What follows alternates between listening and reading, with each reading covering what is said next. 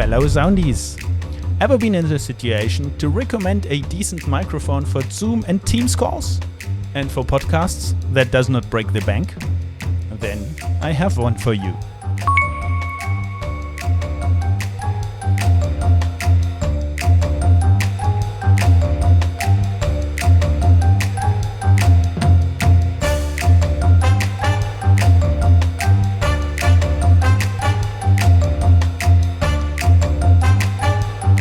Hi everyone, thanks for clicking on that nice tiny thumbnail. Today we are talking about my experience with the Rode Podmic. Actually, this was my go-to microphone for voiceover podcasting and even Zoom or Teams calls for quite some time now. And as I did never own an USB microphone, but I bought one for my son that I definitely will review as soon as possible as well. This is an XLR microphone. To be precise, a dynamic microphone, which means that it does not need phantom power and it's not as sensitive as large diaphragm condenser microphones, for example. The entire episode is going to be recorded with the Rode Podmic with no EQing or compression, etc. in post, but I might push the gain a bit to get the levels right for you. And I will later compare the Rode Podmic to some other microphones that are in my locker here to the right outer frame, as it's a bit messy there. Urgently need to rearrange everything. The Rode Podmic was released end of 2018 and is now available for around €100 or $100, which makes it pretty competitive in the XLR podcasting microphone range. But Rode does have some other options when it comes to podcasting as well. The NT1A, the NT1, the Broadcaster, the NT2A, the NT1000, NT2000, and so on and so on and so on as large diaphragm condenser microphones. The dynamic mics like the Procaster and the Broadcaster and the Podmic that we do have here today. And for sure the USB lineup like the Podcaster, NT-USB and NT-USB Mini. So let's check this small guy out today.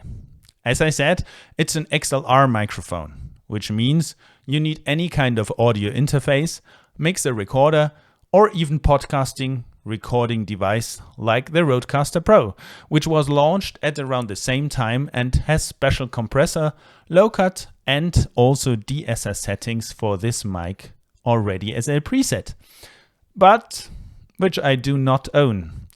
That's for sure why I can test it. But I'm personally operating the Rode Podmic on my MixPre 3 first gen, which is usually here on my desk as my audio interface and just sometimes with me for ambience or Foley recording. For what I usually use the Tascam X8 or even my bigger sound devices MixPre 10.2. The MixPres are known for its awesome Cashmere preamps, so they will definitely help to get the best out of this fantastically built piece of metal that we have here today. Just as a disclaimer, I'm sadly enough not anyhow linked to Rode, purchased everything that I have here with my own money and did not process the audio of the Podmic in post, so you can hear how it really sounds. The Podmic comes with this all metal black mounting frame that does not have any shock absorbing capabilities, which I honestly did not bother me at all, as I usually not bump on my desk or at the microphone. But if you want me to, I surely can.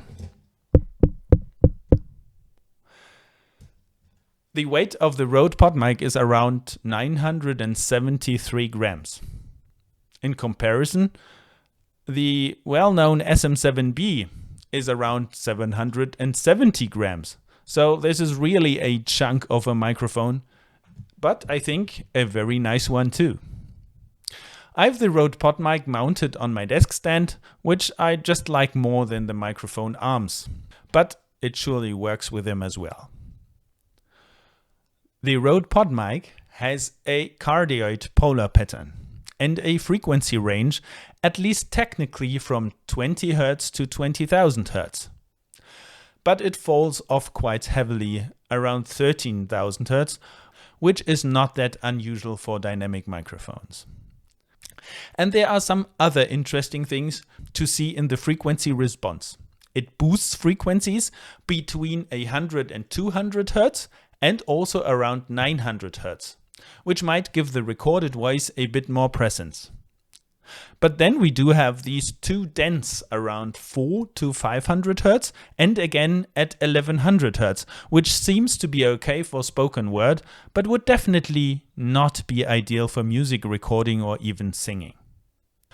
Actually, I wouldn't use the microphone for singing or music because of the missing range above 13 kHz here.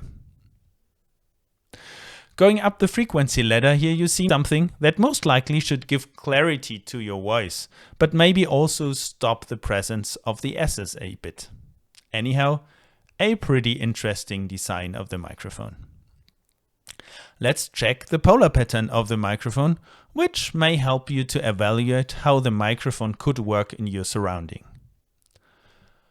As I'm just circling the microphone while I'm talking, you can hear how the microphone is going to sound from the backside, from the side, and again back to the front.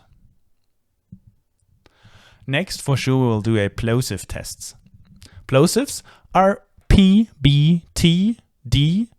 That are the reason why people put fur or metal or mesh pop filters in front or around your microphones when they are used indoors. Outdoors, it's different. There, you would protect your microphone or better your listeners from wind. Indoors, it's PPP plosives. PP plosives. Actually, the Rode does pretty okay, at least if you know how to use it. Not directly speaking plosives into the mic, but a bit to the side. It's pretty funny what you can do with a mic, right? Next thing is the proximity effect. Some radio stations are even doing that, and some people really like it if you talk into a microphone very, very close. That effect is called proximity effect when a microphone primarily picks up the darker portions of your voice frequency range. That's when your voice sounds really bassy. Even if it's not that dark as you would like your voice to be. Actually, I would not recommend doing that because the sound of voices become a bit muffled and over time it can really be disturbing and not as easy to understand what you are saying. So go back a bit, that everybody can hear you properly. Dynamic mics like this one have to be a bit closer to your mouth than condenser microphones, which basically are a bit more sensitive. But let's check how far you should be away from the Rode Podmic. So that's the Rode Podmic again with proximity effect. That's the Rode Podmic about 5 centimeters away. That's the Rode Podmic about 10 centimeters away. That about 20 centimeters. And that's probably 30 centimeters now.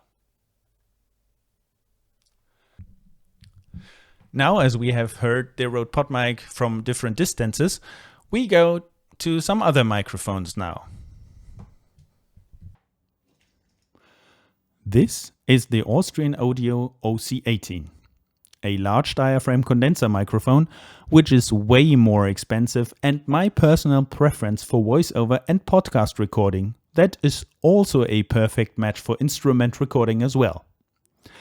I will definitely do a review on that in the future.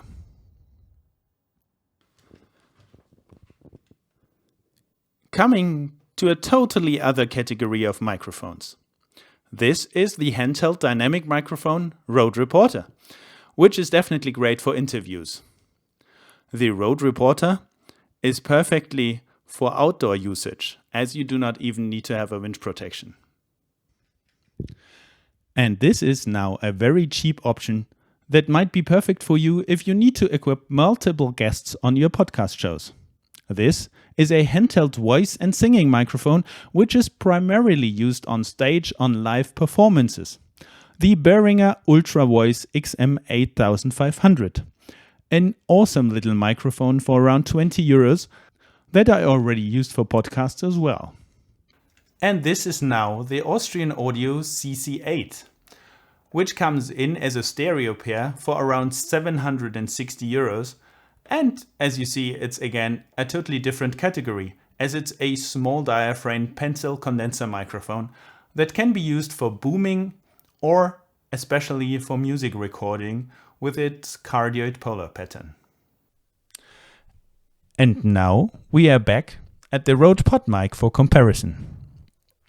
All in all, I think the Rode Podmic is a perfectly built and optically awesome microphone. The frequency low end is intentionally not as boosted as some people might like it, at least for male voices.